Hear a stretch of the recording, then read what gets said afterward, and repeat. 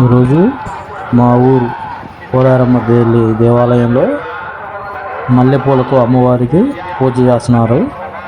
ప్రతి సంవత్సరం ఎప్పటిలాగే చేస్తారు. 108 కిలోలతో పూజ చేస్తారు అమ్మవారికి మల్లెపూలతో, అచ్చంగా మల్లెపూలతోని.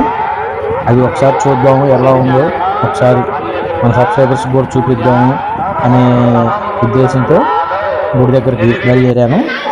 చూడండి, గుడి లోపల పూలను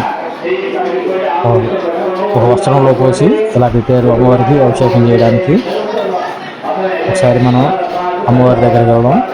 చూడండి, బయట మొత్తం ఒక వస్త్రంలో అట్లా పెట్టారు అమ్మవారికి చేయడానికి. ఒకవైపు ఆ రోజు అన్నదానం కూడా మొదలుపెట్టారు.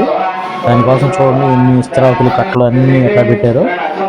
ఇప్పుడు మనం తల్లి పోలారమ్మని దర్శించుకుందాం. చూడండి అమ్మవారి దివ్యమంగళ స్వరూపం ఎలా ఉందో. ఎన్నిసార్లు చూసినా తన తీరని రూపం. చూడండి ఎంత అద్భుతంగా ఉంది అమ్మవారు.